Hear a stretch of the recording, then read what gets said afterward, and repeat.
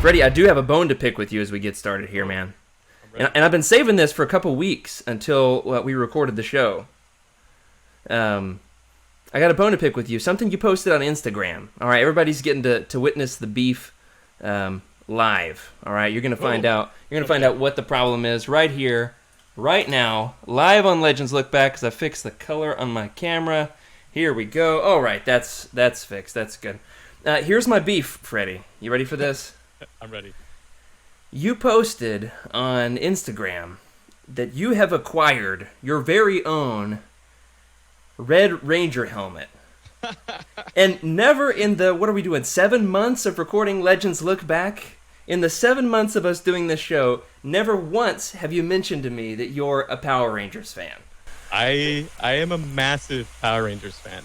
I mean, kindergarten is when Power Rangers was a thing to me. So I don't know, man. It just goes back like Star Wars. If anything, it's around the same time. Yeah, massive Star. So you first saw Star Wars in '97, right? With the special editions. Yeah. So that lines up pretty well with Power Rangers being at the peak of popularity, don't you think? I guess that would have been what, 94, 95. Any Power Rangers fans in the chat? Sound off. Let me hear your morphing call. I got to tell you, I've been reading the new Boom Power Rangers comics. You got to check these out, Freddie. They're fantastic. Almost as fantastic as what we're going to be talking about tonight. And good evening, everybody. Welcome to the first ever live edition of Legends Lookback. We're still trying to get all the tech straightened out here. We're calling this the Legends Lookback live experiment. Here in week one, we're just still figuring it all out. This is the pilot for sure. But hey, you all here with us in the chat, we got a great group. I want to say a huge welcome to our chat. An excellent group here. We got Eric and Cheryl and Meg and Joxy. I just can't call him Jose. It's just Joxy is such a good. We got Wes. Who else is here with us? Timothy, Cheryl. Who am I missing? Dominic. Anybody I've forgotten, my apologies. Trying to make sure everybody gets a shout out here, but we are glad you're with us. And before we go any further, we are gonna hit it with our brand new, what are we gonna call this? Our intro video, like our theme song. You want to do the honors, Freddie? You want to say the words? Yeah. It's morphin' time. No, it's punch it. You had one job, Freddie. It was in the show notes. Punch it, Chewie. Here we go.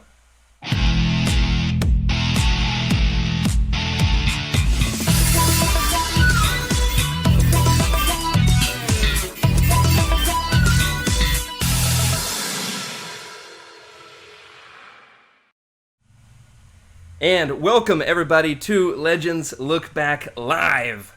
We're so excited to be making this transition with you. Could not be more excited to have you along for the ride. This is, of course, our formerly Patreon exclusive podcast. Patreon exclusive no more. We've come out behind the paywall. We've come out from behind your earbuds, and here we are now jumping out into the foray of live streaming on Twitch. We could not be more excited. We're going to be talking to you all about Star Wars Legends, talking all about our rich EU history, as well as diving into lesser-known Star Wars classics. As always, I'm your host, Jared Mays, and today I'm joined once again, straight from a monsoon, I'll have you know, everybody. He survived a literal monsoon in order to be here live with you, and that's Freddie C. How's it going, man? Pretty good, man. All things aside, I am here in the Death Star, which is my second home. It's fun here. It's clean, it's sanitized, and I'm ready. Awesome, man. I couldn't be more excited for this. We've had this in the works literally all summer. And if you're anything like me, I mean, it feels like this summer has gone on for like 5 years. So there's that going for us. But we've been working on this for quite a while, guys. Couldn't be more excited to be making this transition. I am going to introduce the new way we're doing the show. We've got some changes coming here. We're going to make sure we get these up for you on Twitter and on Facebook. The Discord, we're going to have to get like a whole new Discord channel that's not Patreon exclusive. Everything's going to have to change, everybody. But here's a few major changes to be aware of. This is the show that's normally, not this week because of the monsoon. I mean, it was seriously a literal monsoon, guys. Yeah.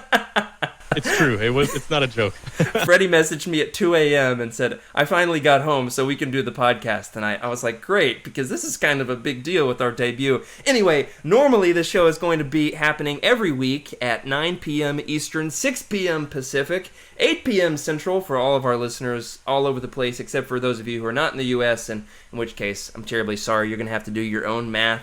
Where we are talking about all things Star Wars Legends. We're on a rotation. We're going to be talking about an old school book that's Old Republic days. We're talking like Order 66 and before, right? Then we're going to hit a book that is New Republic days. So anything during the Dark Times leading all the way into the Legacy era after Return of the Jedi. So we've got this big divider here.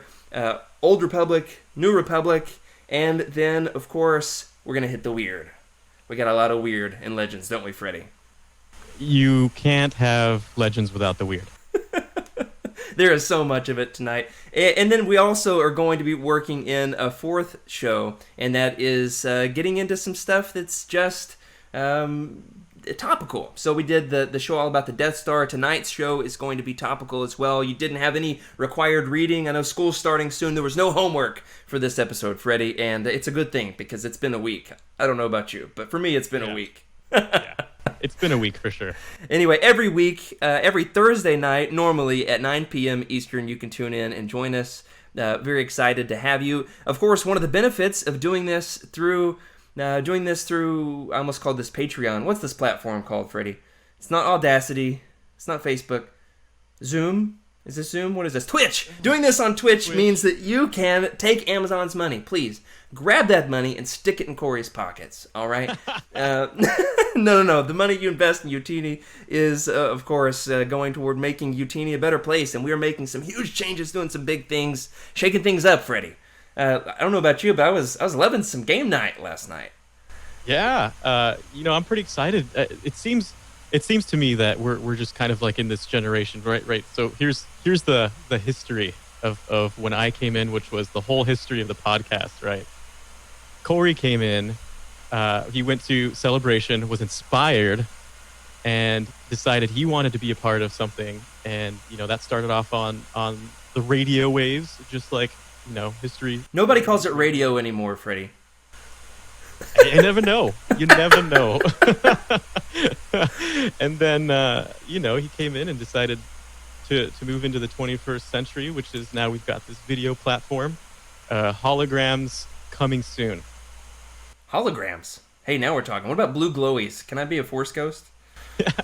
If you can be a hologram, I can be a Force Ghost. And you can join us, everybody. You can, if you subscribe to Amazon Prime. If you're paying for those that free shipping with Prime and all that good stuff, you can also grab your subscription to Twitch Prime, and you can spend your galactic credits through Amazon to help us conquer the galaxy and subscribe through Twitch Prime. And I was actually hoping that I could subscribe while we're live streaming tonight, but you know what, Freddie? I've got so much technology in front of me here. It's like the cockpit of an X-Wing with all the switches and the dials, and we'll worry about that some other time. But lights everywhere pointing at me. There's a lot of lights. I got lights here and lights there and lights. So many things are pointing at me right now. I will say this. You can subscribe to the channel, show your support of the show with Twitch Prime. We're so excited for that. And you can get excited for our next episode. We're going to do 2-part roundtables, everybody. That's right. You wanted roundtables. We got roundtables. You can have a roundtable. You can have a round table. Everybody gets a round table. Starting off next week, we are going to have Patrick on the show for the first time,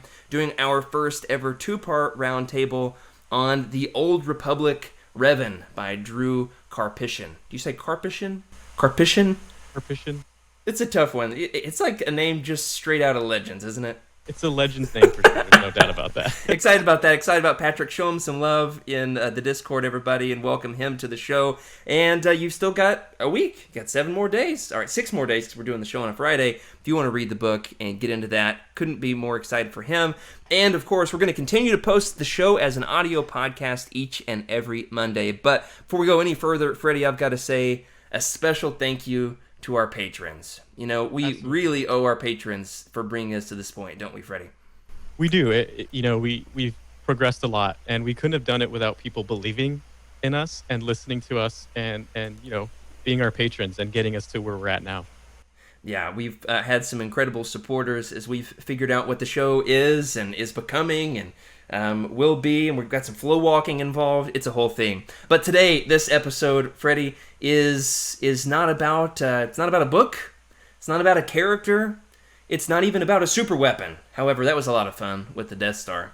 Thanks to Trevor for making that one extra awesome. It only took us 3 months to plan it. This episode, instead, is all about an era. An era. I am talking about the Dark Times. Now, Freddie, when we talk about the Dark Times, there's really 2 different things we could be talking about, right? When I say the Dark Times, what comes to mind? So, it's funny. What comes to mind for me is the dark times of Star Wars in general. Outside of the fiction and all that stuff, it's the real life dark times. And then, of course, there's the dark times in the story itself, which we're going to talk about. Yeah, I think you're really onto something here, and that is that when we talk about dark times in Star Wars, there's the in-universe dark times, and then there's the dark times in real life, right? So we could be talking about this period of time that's 1984 to, I would say, probably 1998, wouldn't you, Freddie? Or do you think it ends with Zahn and Heir to the Empire in 91?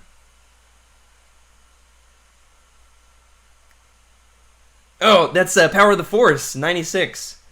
My brother just gave me my Christmas presents, from December, Christmas, which was 8 months ago. He just gave them to me a couple weeks ago, and there was a whole bunch of perfectly packaged Power of the Force figures. They're so buff. I mean, their muscles are like giving me muscles just from looking at them. It's incredible. So we could be talking about this in-universe period of time, or this real-life period of time, which is this era in which there really wasn't much Star Wars. Today, we are specifically talking about the era that is in between Revenge of the Sith and A New Hope. And here's why. I was on vacation, and I read a short story, courtesy of none other than Trevor. I was deep in the Trevor Trove. That's what we call it. That's what the cool kids call it. Trevor was going to try to make the show, but it was going to be 2 a.m. for him. So here he is, of course, for us. Here he is helping us out. And Corey's telling me that we're trying to straighten out all the tech here. Where was I at? We're talking about the fact that Trevor gave me a short story to read, and it was all about Obi-Wan getting into Nar Shaddaa right after Order 66, finding himself on the run from Inquisitors, and it was like, what does it mean to be a Jedi and no longer be able to be a Jedi anymore? And I was like, we got to talk about this on Legends Lookback, especially considering the fact, Freddie, that that there's this huge difference, isn't there, between the Jedi who survive Order 66 in canon and the Jedi who survive Order 66 in Legends. Who do you think, Freddie, when you think about the dark times in Star Wars, who do you think would be like the most significant Jedi to survive Order 66? Oh, man. There's really one right answer here, right? Let's see. One right answer. I mean, there's kind of two, but Obi-Wan for sure, without a doubt. He's without him, who knows what would have happened to Luke. Yeah, so you got Obi-Wan, and there's one other pretty big player, right? Let us know in the chat. Who do you think is the most significant Jedi? And don't you dare say Kanan Jarrus. We're talking about Legends here, okay, everybody? We got Obi-Wan. Who's Spider Mace? Mace does not survive. Not Mace. Who is it, Freddie? Who is it? Yoda? It's Yoda, right. So you basically have, like, these two major Jedi that survive, but then that's where things get interesting. And I was like, man, there's so much in Legends that's worth talking about as far as this is concerned. What a huge difference. What a tremendous amount of Jedi that survive Order 66 in Legends. And this is especially interesting, isn't it? Because for the longest time, George declared this era off limits in storytelling, right? For the longest time, he didn't let anybody tell any stories about what was happening with the Jedi after Order 66. Why do you think that was, Freddie? He definitely had an idea of what he was going to do. He had an idea of not just the trilogy. Of course, he was writing it as he went, but eventually he had an idea that he wanted to do before the trilogy, the prequels, right? And then he wanted to do the sequels. And it just makes sense that there was so much untapped potential in that region that he could do. He wanted to do whatever he wanted, right? He was a creator. Yeah, that's for sure. Still. Yeah, George gets to decide what George wants to do, and nobody's going to tell him otherwise. Basically, that's it. So imagine with me, listeners, let me paint the picture here. You're a Star Wars storyteller. You've got this massive galaxy far, far away. There's so much that you can do with it. And the creator says, listen, you can do whatever you want after Return of the Jedi. George didn't care. He was like, I've got other stories to tell. You can have that entire era. Create any new Jedi you want. I'll step in every now and then and ruin your plans and make you change things up, as is what happened with Anakin and Jason Solo. Basically made them switch characters, as George does. Walks in the room, says, no, I don't like it. And then everything is changed. But besides that, he said, blank check, do whatever you want, except for this era. Then we hit 2005. Finally, we hit 2005, and it's the point of time in which George says, the floodgates are open. Do whatever you want. It's time to start telling stories in this era. If you're a Star Wars writer, a Star Wars storyteller, Freddie, and George finally gives you a blank check to write a story in the dark times, how do you think that feels? That's a lot of untapped potential right there. There's so much going on during that time that you could just theorize about what would happen in real life, right? Just how bad would it be if a dictator ruled the entire world? What would happen? And that's what happened, right? Those are the stories that we got. Yeah, no, that's basically what we're getting into here. So let's get into it, Freddie, as we talk about the dark times. And there's one other major reason we've got to be talking about this in 2020, right? And that is, it feels like we're living in the dark times, doesn't it? 2020 is the dark times, so we're gonna go to a galaxy far, far, far away to experience the dark times, but with lightsabers. Am I right? Yeah. So let's get into it, Freddie. How do you think it would have been to go from living under the Republic to living under the Empire? Order 66 has been declared. You're just a regular citizen in the Republic. You've been dealing with war for the last 2-3 years. Trevor can straighten us out later for us to figure out the timeline there. But the Clone Wars basically goes as long as George feels is relevant to the plot. We now are in this new era of what's the same leader, right? It's Palpatine, but everything's different. What do you think that transition is like for the regular, everyday citizen of the Republic and now Empire? That's a good question. So I was thinking it would remind me a lot of COVID, right? We're kind of in this weird range of we want things to be back to normal, but it's not quite normal, and we're trying to process it. So I assume just it also depends on what creature or alien species you are, right? If you happen to fall in favor of the Empire's ideal, then you probably don't notice a thing. But if you're on the other side, or a sympathizer, some kind of alien, whatever it is, you're probably not having it as good. Yeah, let's talk about that some. Basically, we've got the species xenophobia. I can't say the speciesism. Racism, but aliens, okay? This is certainly not a good time to be living in the Empire if you're an alien. So think about this. You're a human, a regular citizen, and everything seems like, especially if you're on one of the core worlds, right? One of the main planets in the Empire, it's almost as if, well, there's been a regime change. It's the same leader, but things are different. The clone troopers are now being called stormtroopers, but who cares? No more war, right? There's order in the galaxy. And now we're at a point, of course, where if you're a human, everything's probably fine. But not if you're an alien. Not if you're different. And this is especially, I think, emphasized in Legends compared to canon. It seems to me, somebody else is the canon expert. One of you in the chat, let me know. Is the speciesism in the Empire still a thing as bad in canon as it was in Legends? Besides Thrawn, there's really not any other examples of alien Imperials, are there? I feel like someone just said it in the chat, but Wookiees, I feel like, have always been discriminated hardcore. Yeah.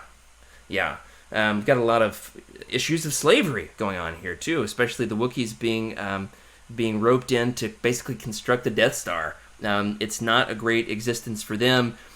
So, on the day-to-day of the average citizen, life might not be that different unless you're an alien, which of course should cause us listeners, I think, to be thinking about our own complacency, like our own place in the galaxy. Is the world fine for me because I'm privileged, or is the world difficult for other people, and what is my part in fighting for people who, because of their differences, the way they look, I'm about to start preaching, Freddie, hold me back here, man. Let it all out. You can also tune into my my Sunday morning live streams. Never mind.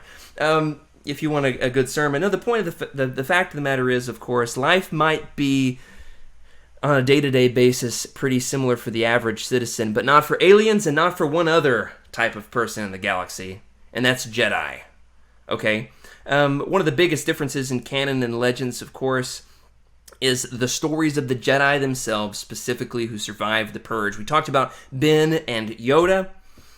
We also have a pretty big list of other Jedi, maybe off the beaten path, and that's what you're here for, everybody. We're going to talk about these Jedi. But think about this, Freddie. What do you think life would have been like for a Jedi after you've been fighting in a war, you've been a hero of the galaxy, and flip of a switch, if you survived, all of your buddies are dead. How do you think this would have felt to be a Jedi living in the dark times? What kind of survivor skill do you think you would have? Also, welcome to Wake Up Freddy for subscribing to the channel.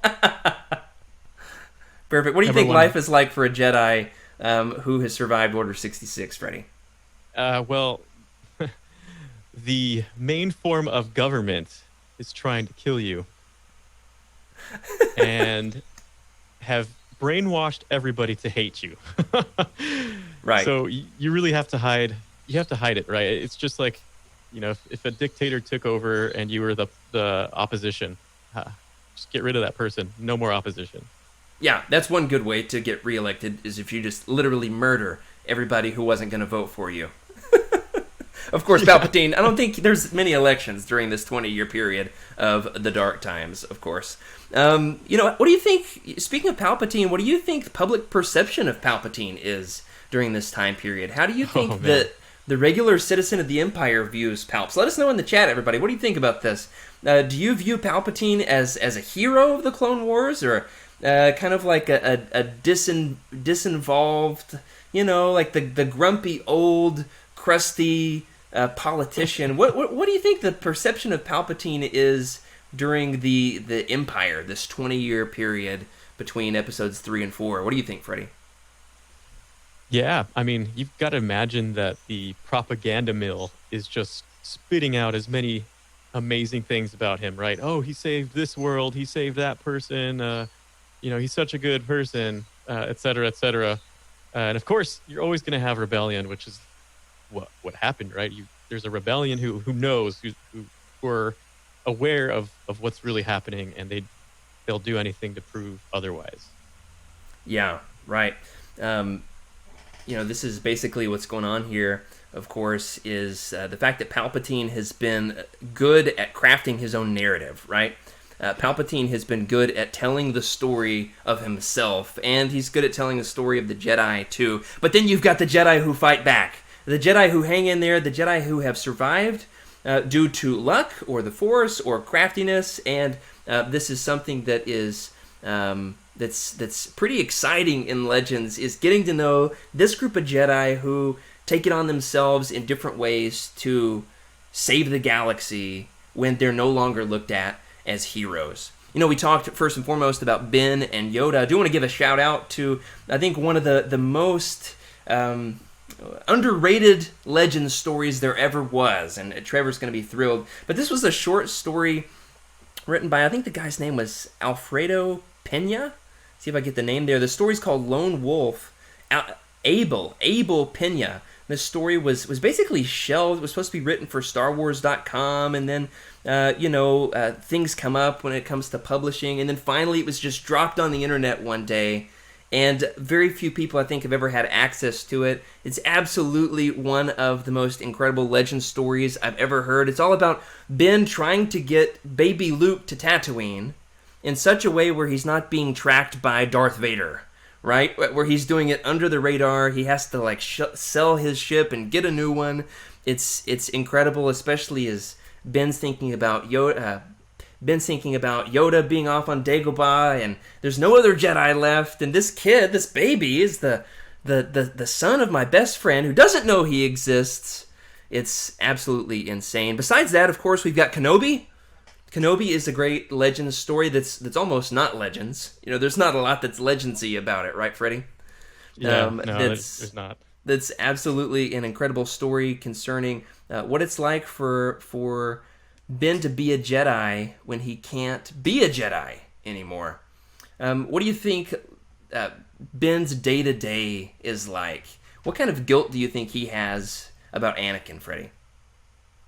Especially thinking about like those first few weeks, that first year, after landing on Tatooine. Yeah, so I mean, if you look at a lot of the Legends books, especially the Youtini #1 favorite, chat, do you know which one that is?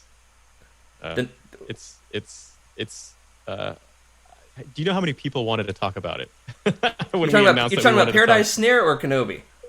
Paradise Snare, exactly. That's the one.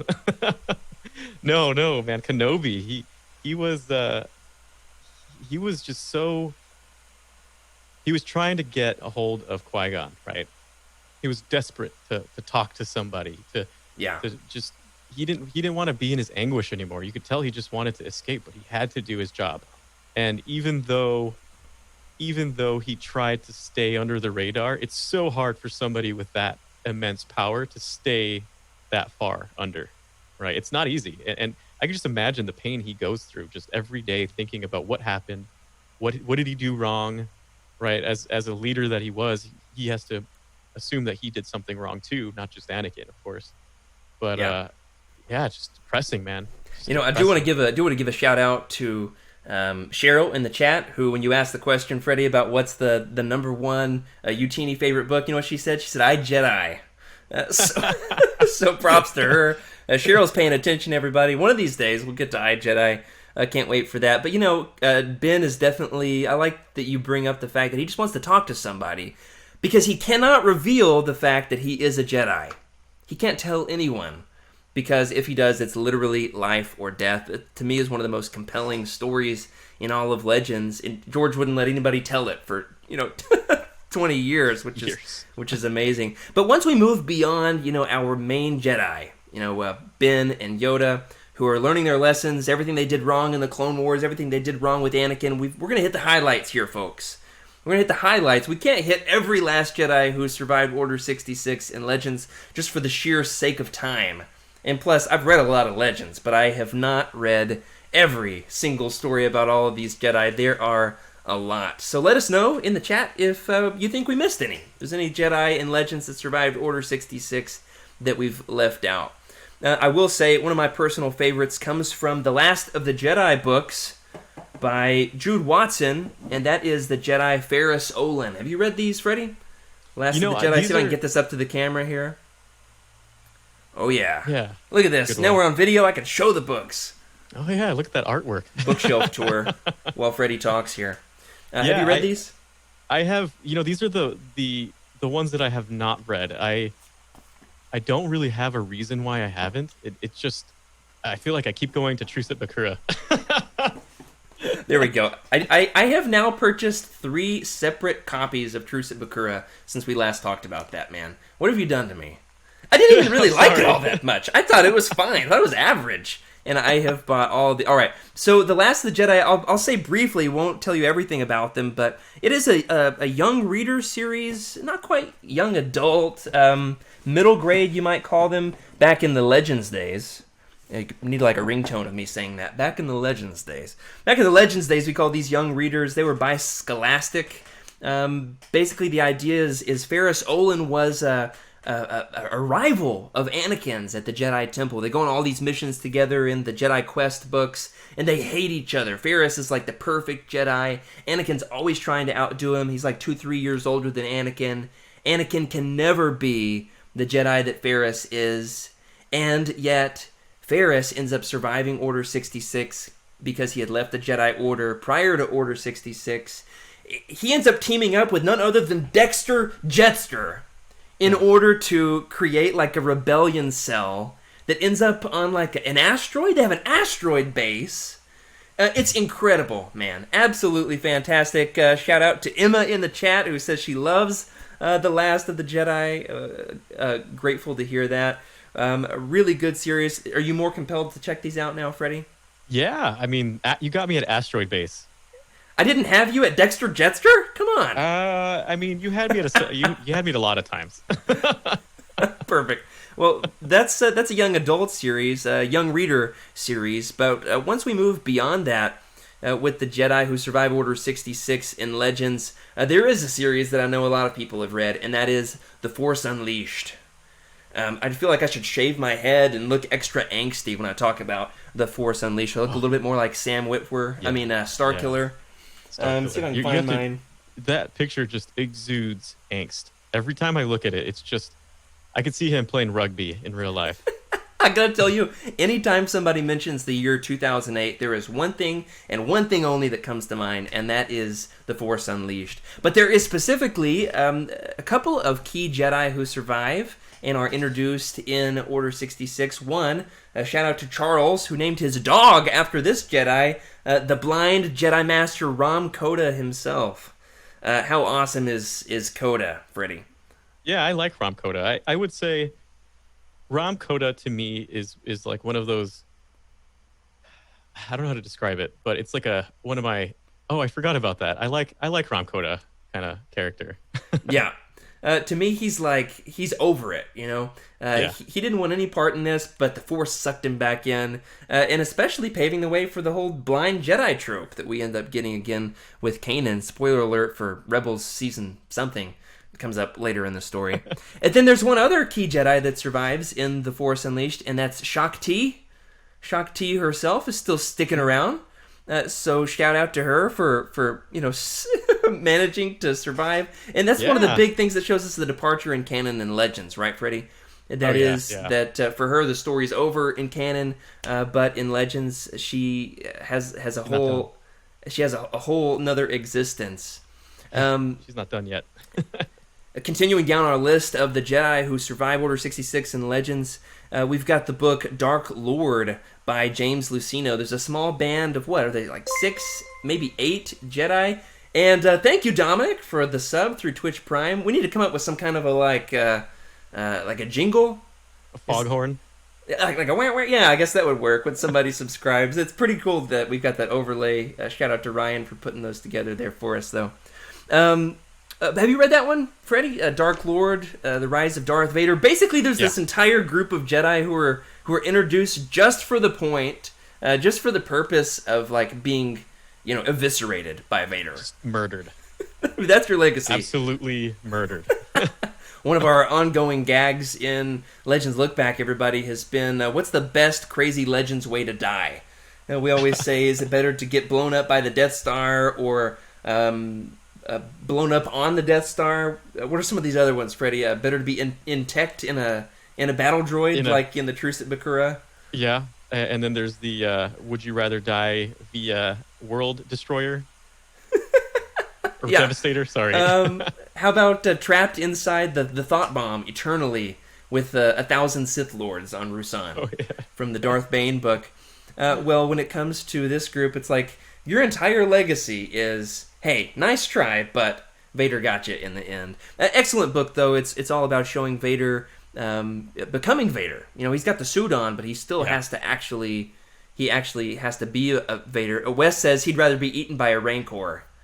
I only want to be eaten by a Rancor if it is being piloted by a Dathomiri Night Sister. Because they ride those in. What was that book, Freddie? Man. We just talked Courtship about of Princess Leia. Yes, there we go. All right. Now, I do see in the chat here that we've got... Corey is shouting out another Jedi who survives Order 66, and that's Jax Pavan from the Coruscant Nights series, and, importantly, his master, Evan Peel, with his grumpy face and the weird ears. You know what I'm talking about, Freddie? I do.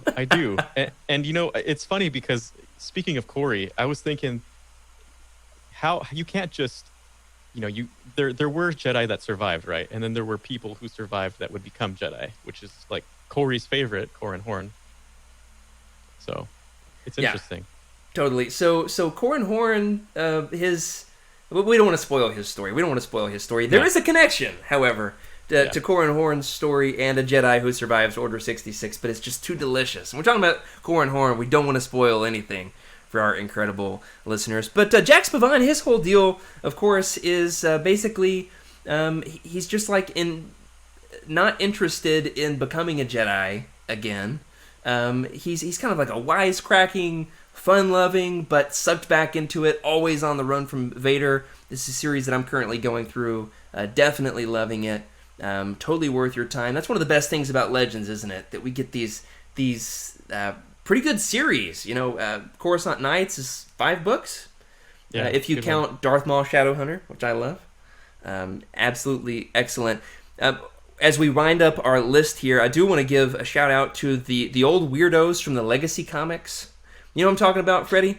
The Dark Horse Legacy series. Basically, like, there's this surviving cell of Jedi who have managed to survive another, 100 years into the future after Return of the Jedi. And the old weirdos. The old weirdos.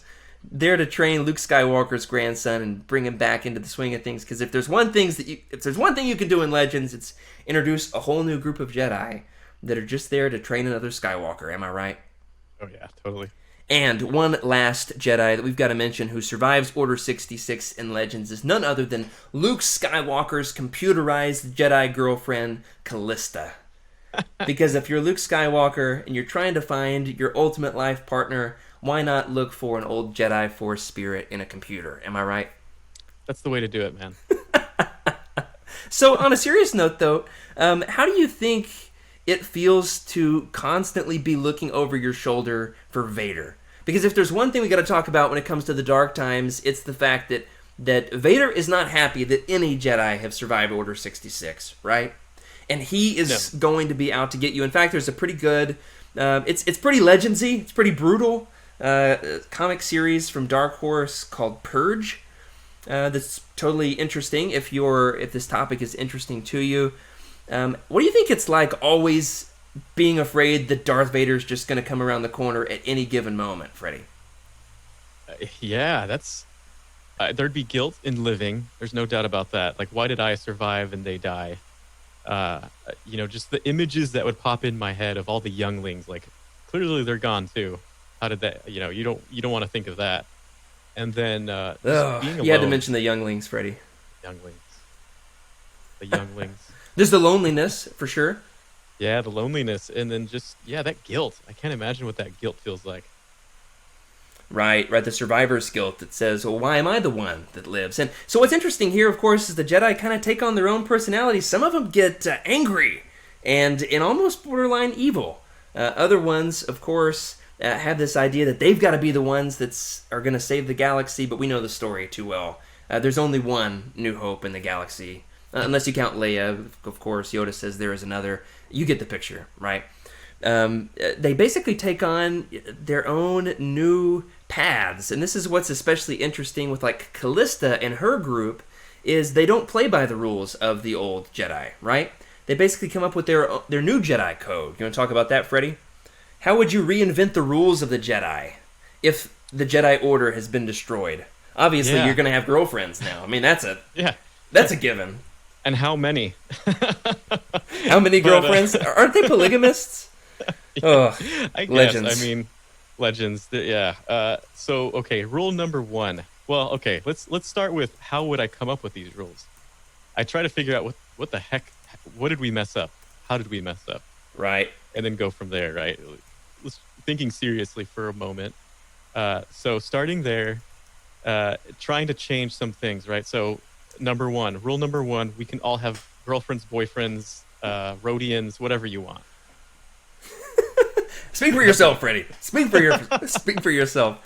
I will say this much. It does give some interesting storytelling possibilities to see the Jedi basically reinvent it. And this seems to be Luke's big revelation, is the Jedi didn't get it right. So we're going to have love in the new Jedi Order. Also just a lot of mistakes. It is very complicated, and we love it for that, don't we? But I do have one last very serious question for you, okay? And that is this. If you were trying to escape the Purge, all right, you're a Jedi Freddy, he's out on the run, and you've basically got to take on a new secret identity, man, in order to do a better job than Luke, right? Do a better job than Obi-Wan, who just keeps his name. Except for instead of Obi-Wan, it's Ben. Ben Kenobi, and he's going to name Luke with Skywalker. Put him back on Tatooine. Nobody's going to figure that one out. All right, but if you're on the run, you got to figure out like a secret identity. Nobody's going to figure out I used to be a Jedi. The question, Freddie, is where do you go, and what would your secret identity be? Well, this is hard. In Star Wars Galaxies. Oh my gosh.